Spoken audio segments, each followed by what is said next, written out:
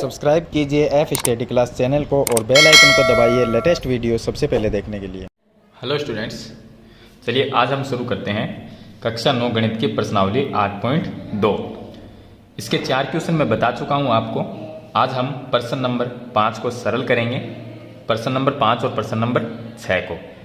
तो चलिए शुरू करते हैं प्रश्न नंबर 5। वीडियो को लाइक कर दीजिए और चैनल को सब्सक्राइब कर लीजिए ताकि ऐसी वीडियो आपको आगे भी मिलती रहे।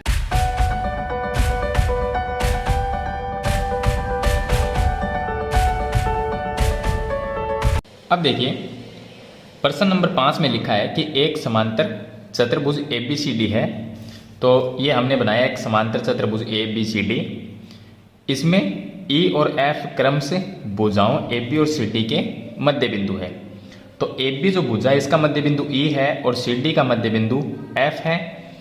दर्शाइए कि रेखाखंड AF और EC, ये तो AF है और ये EC है, विकिरण BD को समत्रिभाजित करते हैं। जो BD विकिरण है, इस विकिरण को AF और EC समान 3 भागों में बांटते हैं, यानी ये भाग और ये भाग और ये भाग, ये तीनों भाग है वो बराबर हमें सिद्ध करने हैं।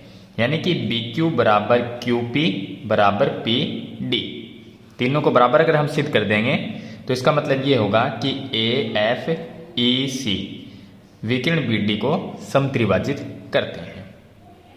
तो चलिए शुरू करते हैं हम। सबसे पहले हम ये लिख लेते हैं कि हमें दिया गया है एक समांतर चतुर्भुज ABCD। तो हम लिखते हैं ABCD एक समांतर चतुर्भुज है, समांतर चतुर्भुज है। अब समांतर चतुर्भुज में खास बात क्या होती है कि समांतर चतुर्भुज में सम्मुख भुजाएं समांतर और बराबर होती है। तो मैं ये लिख सकता हूं कि AB भुजा है उसके समांतर है CD। मैं लिख सकता हूं AB समांतर CD, ये लिख सकते हैं। और AB और CD समांतर तो है लेकिन इसके साथ में AB और CD बराबर भी है, क्योंकि सम्मुख भुजा समांतर चतुर्भुज में जो सम्मुख भुजाएं होती है वो समांतर भी होती है और बराबर भी होती है। तो मैं लिख सकता हूं तथा ये दोनों बराबर भी है, तो AB बराबर CD, ये लिख दिया। चलिए इसके बाद में हमें सिद्ध करना है, वो हम लिख लेते हैं सिद्ध करना है। हमें सिद्ध करना है कि BQ QP और PD 1 2 3 ये तीनों जो भाग है वो बराबर है, ये हमें सिद्ध करना है। तो मैं लिख देता हूं कि BQ बराबर QP बराबर PD, इन तीनों को हमें बराबर सिद्ध करना है। अब देखिए इसकी उत्पत्ति में सबसे पहले हम ये लिख लेते हैं ABCD एक समांतर चतुर्भुज है और इसमें हमें AB समांतर CD तथा AB बराबर CD, यानी कि सम्मुख भुजाएं वो समांतर भी है और बराबर भी है। तो इन तीनों भाग को हमें बराबर सिद्ध करना है। तो इसके लिए हमें क्या करना होगा, AECD, ये जो आपको एक चतुर्भुज दिख रहा है अंदर, ये चतुर्भुज, इसको हमें एक समांतर चतुर्भुज बनाना होगा। और इसको समांतर चतुर्भुज कैसे बनाएंगे, अगर मैं AE और CF इन दोनों भुजाओं को AE और CF दोनों को समांतर भी कर दूं और बराबर भी कर देता हूं तो ये समांतर चतुर्भुज कहलाएगा। अब इनको बराबर कैसे करेंगे, बराबर करने के लिए देखिए हमें दिया गया है कि AB और CD समांतर है और बराबर है। तो मैं ये लिख लेता हूं, तो उत्पत्ति में लिख सकता हूं कि AB समांतर CD तथा AB बराबर CD, ये हमें क्या है, दिया है, ये हमें दिया गया है। अब देखिए AB जो भुजा है अगर मैं उसका आधा कर देता हूं तो किसके बराबर होगा, इसके बराबर भी होगा और इसके बराबर, यानी AB भुजा का आधा हम AE ये भी लिख सकते हैं और EB ये भी लिख सकते हैं, दोनों में से कोई भी लिख सकते हैं। लेकिन हमें क्या लिखना है, हमें ये लिखना है AE, जिसकी जरूरत होगी वो लिखना है। तो AE की जरूरत है क्योंकि AE को CF के समांतर और बराबर सिद्ध करना है। तो हम AB का आधा लिखेंगे AE, तो मैं इन दोनों का आधा कर देता हूं। तो अगर मैं 1/2 AB, आधे का मतलब 1/2, समांतर 1/2 CD तथा 1/2 AB बराबर 1/2 CD, यानी मैंने सभी का आधा कर दिया। AB का आधा, अब देखिए 1/2 का मतलब AB का आधा हुआ है। AB का आधा क्या होगा? AE, तो मैं इसकी जगह लिख सकता हूँ AE समांतर CD का आधा, ये जो CD है इसका आधा, ये वाला भाग भी होगा और ये वाला भी होगा। हमें किसकी जरूरत है? CF, तो ये लिखेंगे CF, तो ये हो गया CF तथा AB का आधा जो यहाँ पर लिखा है वो यहाँ पर आएगा, क्योंकि ये भी तो AB का आधा है और CD का आधा CF है, तो यहाँ पर भी AB का आधा AE ये लिख देंगे और बराबर CD का आधा CF लिखेंगे।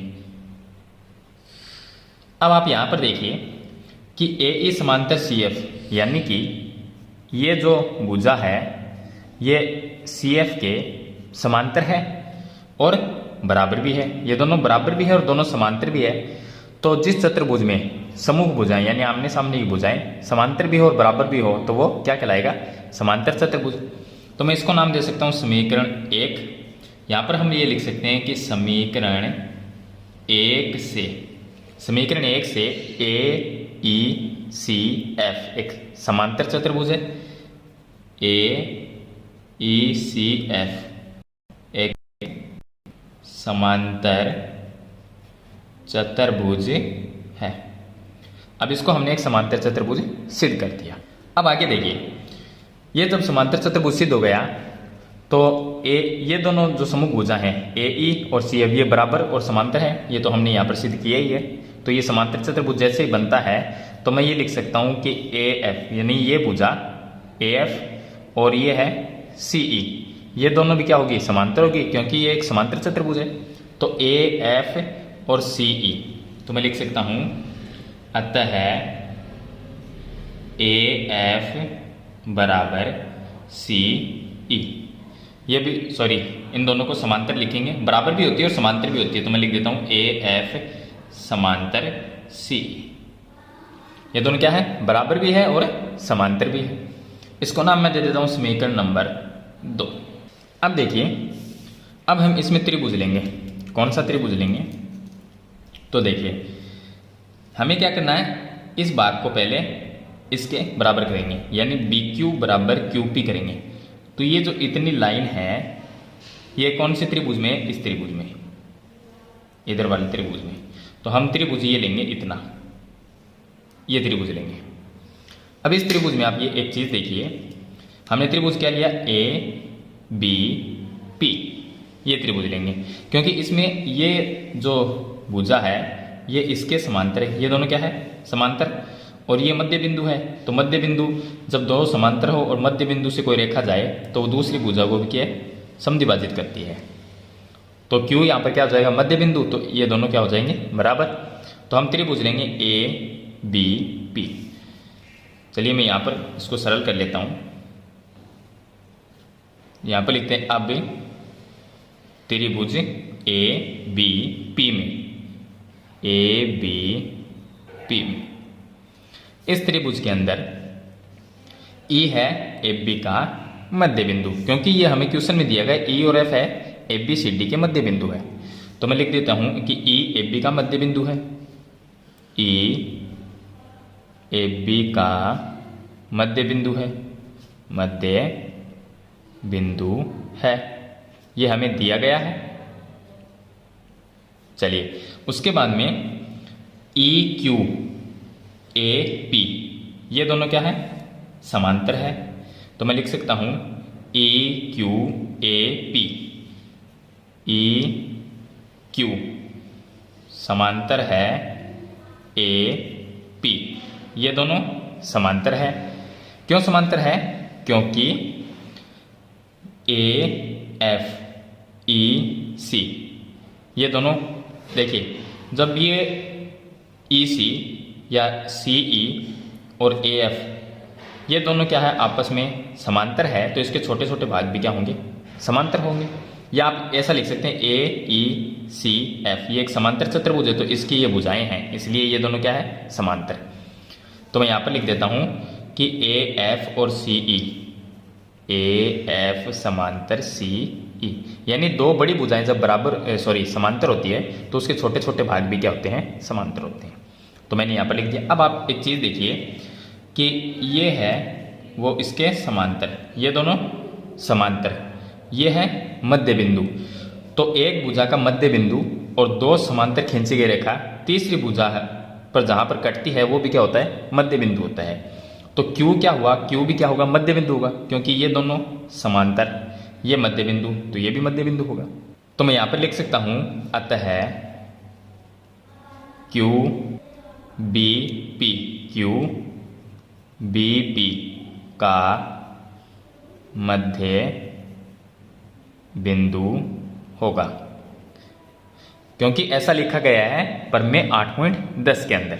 वो मध्य बिंदु प्रमेय का विलोम है। मध्य बिंदु प्रमेय में क्या होता है, मध्य बिंदु प्रमेय में होता है कि कोई भी जब त्रिभुज होता है इस तरह से, उस त्रिभुज में अगर दो मध्य बिंदु हो और दोनों को कोई भी रेखा है, एक रेखा से दोनों मध्य बिंदु को मिला देंगे तो ये मिलाने वाली जो रेखा है, ये नीचे वाली जो भुजा है इसके समांतर होगी और उसकी आधी होगी।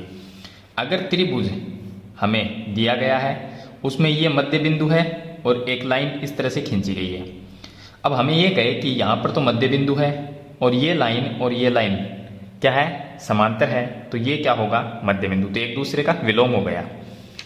तो यहाँ पर ही ऐसा ही हमने किया है। देखिए आप एक बार इस तरह से देखिए, ये दोनों समांतर है और यहाँ पर E है वो मध्य बिंदु है, तो ये भी क्या होगा, Q मध्य बिंदु होगा। चलिए, तो यहाँ पर Q है वो भी BP का मध्य, अगर ये मध्य बिंदु है तो इस जो हमने त्रिभुज लिया है इसके अंदर ये क्या है, मध्य बिंदु। तो मध्य बिंदु का मतलब होता है कि उसके दोनों जो साइड होते हैं वो बराबर होते हैं। तो मैं लिख सकता हूँ कि BQ बराबर QP, तो BQ बराबर QP, इसको नाम दे देते हैं समीकरण नंबर 3। अब जैसे हमने ABP ये त्रिभुज लिया है, ये नीचे वाला, इसी तरह से एक ऊपर वाला त्रिभुज लेंगे जिसके अंदर ये दोनों समांतर लाइनें आनी चाहिए। तो एक ये समांतर लाइन और एक ये किस में आएगी, ये इसमें आएगी DQC इस त्रिभुज में। चलिए एक बार थोड़ा सा इसको हाईलाइट कर देते हैं। देखिए ये त्रिभुज लेंगे ऊपर वाला, ये त्रिभुज, तो इस त्रिभुज में देखिए DQC, तो हम क्या लिखेंगे कि इसी प्रकार त्रिभुज DQC में सेम टू सेम ऐसा ही करना है जैसे हमने त्रिभुज ABP में किया था, इसी तरह से DQC में भी ऐसा ही प्रोसेस करेंगे। यानी कि हमें एक ये भाग और एक ये भाग बराबर लेके आना है। तो हम क्या करेंगे, ऊपर वाले जो त्रिभुज है इसके अंदर देखिए कि यहाँ पर F है वो किसका मध्य बिंदु है, CD का मध्य बिंदु F है। तो मैं लिख सकता हूँ कि F CD का मध्य बिंदु है, मध्य बिंदु है, ऐसा हमें प्रश्न में दिया गया है, तो हम लिखेंगे कि हमें दिया है। चलिए उसके बाद में अब देखिए मैं लिख सकता हूं कि ये जो है FP और CQ समांतर है, तो FP CQ दोनों समांतर है और FP समांतर है CQ के, ये CQ, ये हमने कैसे लिखा, ये हमने लिखा है समीकरण 2 से, क्योंकि समीकरण 2 में AF समांतर C, यानी ये लाइन और ये दोनों आपस में समांतर है, तो इसके छोटे छोटे भाग भी क्या होंगे, समांतर होंगे। तो मैं यहाँ पर लिख सकता हूँ, या तो आप AF समांतर C लिख दीजिए ब्रैकेट में, या आप समीकरण 2 लिख दीजिए। तो मैं लिख देता हूँ समीकरण 2 से, ये लिख दीजिए, या हमने ऊपर लिखा था AF समांतर C, AF समांतर C, यानी इन दोनों के छोटे छोटे भाग हैं, इसलिए ये भी समांतर है। तो अब देखिए कि एक तो ये हो गया मध्य बिंदु, और ये भुजा समांतर है इस त्रिभुज के अंदर, तो दूसरा भी क्या होगा, P भी क्या होगा, मध्य बिंदु होगा। तो मैं लिख देता हूं, तो यहां पर चलिए लिखते हैं अतः P भुजा DQ का मध्य बिंदु होगा, मध्य बिंदु होगा। ऐसा लिखा गया है प्रमेय नंबर 8.10 में। तो P क्या हो गया, मध्य बिंदु। और ये जब मध्य बिंदु है इस त्रिभुज के अंदर डी क्यू सी में, ये अगर मध्य बिंदु है तो ये भाग और ये भाग बराबर होंगे। मैं लिख सकता हूँ क्यू पी बराबर डी पी, या डी पी बराबर पी क्यू लिख सकते हैं। तो मैं लिख दूंगा यहाँ पर, तो डी पी बराबर पी क्यू, इसको नाम दे देते हैं समीकरण नंबर 4। अब आप एक चीज देखिए कि यहां पर पी क्यू बराबर क्यू पी को मैं पी क्यू भी कह सकता हूं, और यहां पर पी क्यू, यानी ये भी पी क्यू है और ये भी पी क्यू, तो पी क्यू बराबर बी क्यू। अब मैं इसको सही तरीके से लिखूं तो समीकरण 3 और 4 से, समीकरण 3 व 4 से, इन दोनों समीकरण से देखिए ये दोनों तो बराबर है, तो मैं लिख सकता हूं कि बी क्यू बराबर क्यू पी, यानी कि ये भाग और ये भाग ये दोनों बराबर हैं समीकरण 3 में, और ये भाग है उसको भी बराबर लिखना है इन दोनों के। तो भाई आप देखिए कि ये दोनों तो बराबर है, यहां पर हमने लिख दिए। अब जो क्यू पी है यानी कि पी क्यू, ये किसके बराबर है, डीपी के बराबर। तो मैं लिख सकता हूं कि क्यू पी बराबर डीपी भी लिख सकता हूं, तो बराबर में मैंने लिख दिया डी पी। या आप ऐसा कर लीजिए कि ये पी क्यू एक साइड बराबर है तो दूसरी साइड भी बराबर, यानी ये दोनों तो बराबर हो गए, और पी क्यू दोनों के बराबर है तो पी क्यू भी बराबर हो गया। तो 3 साइड क्या हो गई, बराबर, समीकरण 3 और 4 से। तो यही चीज हमें सिद्ध करनी थी। और नीचे आप ये लिख सकते हैं कि रेखाखंड ए एफ और ई सी विकर्ण बी डी को समत्रिभाजित करते हैं, यानी कि हमें ये 3 जो भाग हैं इन तीनों भागों को बराबर करना था। तो हमने लिख दिया बी क्यू बराबर क्यू पी बराबर डी पी, यानी पी डी डी पी इसको लिख सकते हैं। तो ये तीनों भाग हमें बराबर सिद्ध करने थे, तो ये चीज मैंने यहां पर लिखी है। तो ये हो गया इसका प्रश्न नंबर 5। चलिए इसी के साथ में हम प्रश्न नंबर 6 को भी सरल करते हैं। अब देखिए इसका प्रश्न नंबर 6 है, इसमें लिखा है कि दर्शाइए कि किसी चतुर्भुज की, अब हमने एक चतुर्भुज बनाया ए बी सी डी, इस चतुर्भुज के सम्मुख भुजाओं के मध्य बिंदु, तो सम्मुख भुजाएं ए बी की सामने वाली भुजा सी डी यानी सम्मुख भुजाएं, और ए डी और बी सी ये क्या है आपस में सम्मुख भुजाएं। तो सम्मुख भुजाओं के मध्य बिंदु, तो ए बी का मध्य बिंदु पी, बी सी का मध्य बिंदु क्यू, सी डी का मध्य बिंदु आर, और इसी तरह से एस ए डी का मध्य बिंदु है।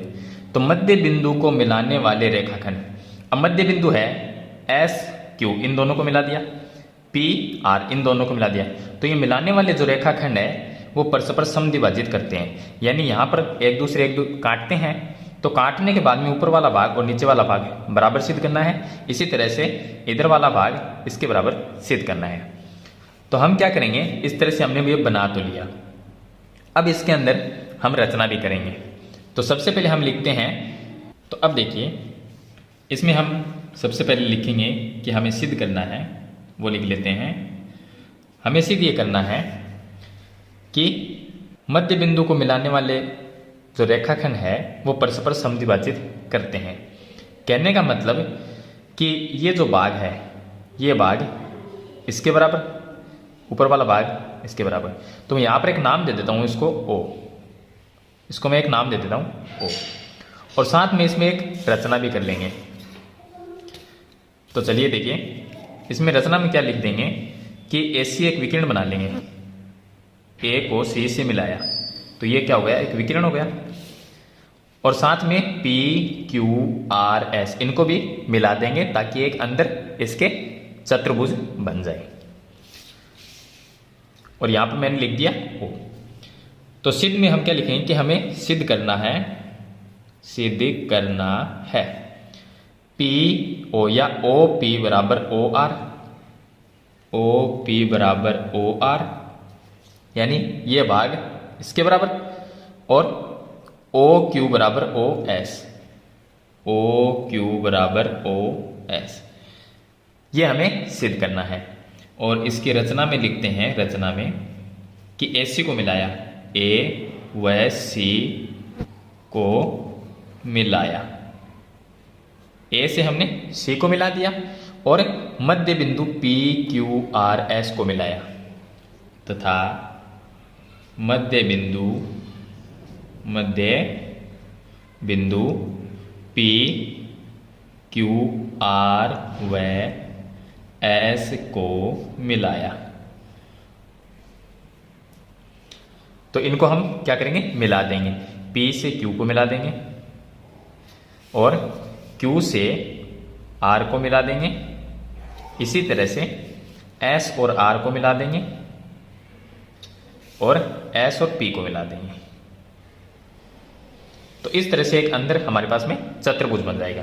अगर हमें OP बराबर OR, OQ बराबर OS, अगर इनको बराबर सिद्ध करना है तो उससे पहले हमें PQRS, ये जो अंदर चतुर्भुज बन रहा है, इसको हम समांतर चतुर्भुज अगर सिद्ध कर देते हैं तो ये ऑटोमेटिक ही बराबर सिद्ध हो जाएंगे। क्यों?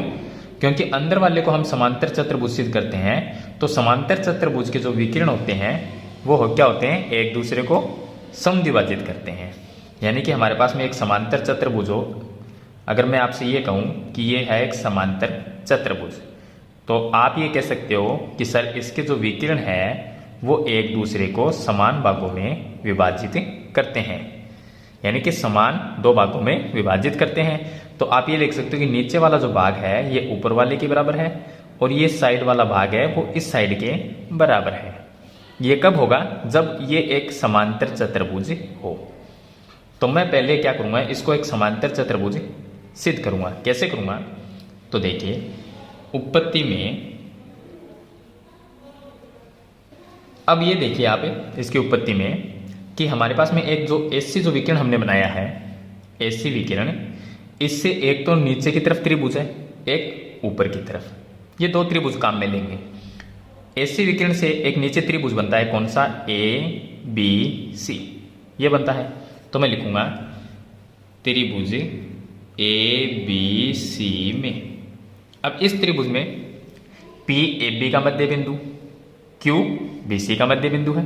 तो मैं लिख सकता हूं कि P भुजा AB का मध्य बिंदु है, मध्य बिंदु है। इसी तरह से Q है वो BC का मध्य बिंदु है, QBC का मध्य बिंदु है। तो मध्य बिंदु को मिलाने वाले यानी P और Q, ये दोनों क्या है? मध्य बिंदु। इनको मिलाने वाली जो रेखा है वो त्रिभुज की तीसरी भुजा कौन सी हो गई? AC। इसके समांतर भी होती है और इसकी आधी भी होती है। चलिए एक छोटे से चित्र से समझते हैं। अगर हमारे पास में इस तरह का त्रिभुज है, इस त्रिभुज को मैं यहां पर बनाऊं, ये कुछ इस तरह का त्रिभुज है, इस तरह से। चलिए इसको इस तरह से देखिए त्रिभुज को। यहां पर है हमारे पास में ABC, ये है P और ये है Q। तो ये दोनों मध्य बिंदु है, तो इनको मिलाने वाली जो ये लाइन है ये किसके समांतर होगी? तीसरी भुजा कौन सी रहेगी? AC। इसके समांतर, ये दोनों आपस में समांतर भी होगी और PQ है वो AC की आधी होगी। तो इसी तरह से मैं यहां से लिख दूंगा कि PQ है वो AC के समांतर है। इसलिए PQ समांतर AC तथा PQ बराबर 1/2 AC। इसको मैं नाम देता हूं समीकरण नंबर 1। ये कैसे हुआ? तो मैंने आपको बता दिया कि दोनों मध्य बिंदु को मिलाने वाली जो लाइन है वो त्रिभुज जो हमने लिया है, इसकी तीसरी भुजा AC इसके समांतर होगी, यानी PQ और AC समांतर होगी, और PQ है वो AC की आधी होगी, क्योंकि AC बड़ी है तो उससे आधी होती है PQ, यानी बीच वाली लाइन। चलिए इसी प्रकार से हम ये जो विकिरण है इसके ऊपर वाला त्रिभुज लेंगे ADC। तो अब देखिए इसी प्रकार त्रिभुज ADC में, ADC त्रिभुज विकिरण से जो ऊपर का त्रिभुज है वो ले लिया, एक हमने नीचे का लिया था, एक ऊपर का। इससे होगा क्या कि ये जो AC है वो PQ के समांतर हो गई और ऊपर वाले त्रिभुज से क्या होगा, AC है वो इसके समांतर हो जाएगी, साथ में बराबर भी होगी। AC PQ के समांतर बराबर होगी और यहाँ से हम क्या करेंगे, ये दोनों क्या होगी, समांतर भी हो जाएगी और इसकी आधी हो जाएगी।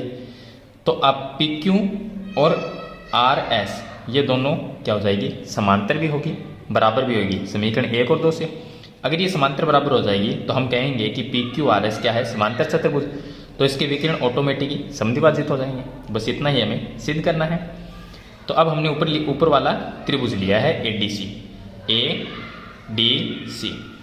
इसमें भी R और S मध्य बिंदु है, तो R CD का मध्य बिंदु, मैं लिख सकता हूँ R भुजा CD का मध्य बिंदु है, मध्य बिंदु है। इसी प्रकार से S है वो AD का मध्य बिंदु, S भुजा AD का मध्य बिंदु है।